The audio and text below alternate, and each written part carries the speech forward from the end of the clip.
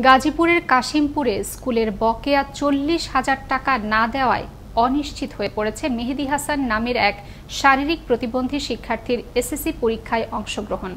শিক্ষা প্রতিষ্ঠান প্রধান সাফ জানিয়ে দেন, পুরো টাকা না পেলে সম্ভব নয় ফর্ম পূরণ।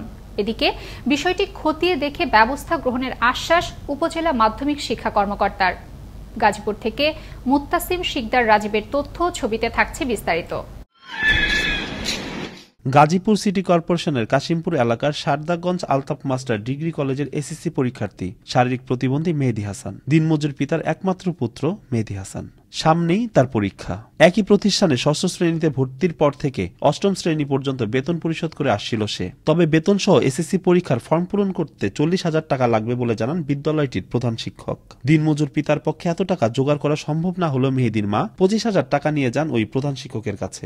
এতেও মন গলেনি প্রধান শিক্ষকের, দাবি করেন পুরো 40,000 টাকা। একথা জানান ভুক্তভোগী পরীক্ষার্থীর মা ও পরীক্ষার্থী নিজে। ওনার কাছে প্রায় আমি 10-15-20 বার গেছি, এবার ফোন দেয়, উনি ফোন কেটে দেয়। 40,000 টাকা জোগাড় হয়েছে, 40,000 টাকা জোগাড় হলে আমার সাথে কথা বলবেন। হাফিজ স্যার আমার কাছে 40,000 টাকা দাবি করে, যদি 40,000 টাকার 1 টাকা কম আনো তাহলে তোমার ফর্ম ফিল আপ করে দেবো না এবং রেজিস্ট্রেশন করতে দেবো না এবং পরীক্ষাও দিতে দেবো না। এদিকে এমন ঘটনার পর শারদাগঞ্জ আলতাফ মাস্টার ডিগ্রি কলেজ নামের এই শিক্ষা প্রতিষ্ঠানটির বিরুদ্ধে মুখ খুলতে শুরু করেন এলাকাবাসী। একের পর এক বেরিয়ে আসে অভিযোগের মিছিল। আমার ছোট বোনকে নিয়ে অনেকই সমস্যা করেছে, ওর রেজিস্ট্রেশন আটকে রাখছে, ওর মাকে অনেক হেনস্থা করেছে। সামান্য টাকার জন্য তার কাগজ দেয় নাই এবং অন্য জায়গায় ভর্তি হইতে দেয় নাই। বেতন, কোচিং ও ফর্ম পূরণ সব মিলে 40,000 টাকা পাওনা আছে প্রতিষ্ঠান। তবে 25,000 টাকা নিয়ে এসেছিল বলে ফর্ম পূরণ না করার বিষয়টি স্বীকার করেন প্রধান শিক্ষক।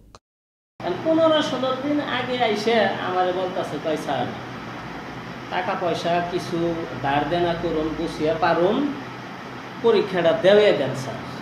আমি আবার বললাম যে দেখেন, সময় মতো একটা কাজ করলে হইল এক ধরনের ভাব, আর অসময়ে হইল অন্য ধরনের ভাব।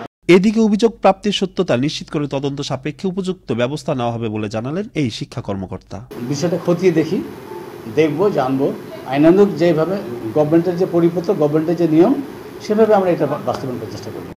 অর্থের অভাবে যেন বন্ধ না থাকে প্রতিবন্ধী মেয়েদের পরীক্ষা। এ বিষয়ে এগিয়ে আসবে শিক্ষানুরাগী ও সচেতন সমাজ, এমনটাই প্রত্যাশা ভুক্তভোগী পরিবার ও এলাকাবাসীর।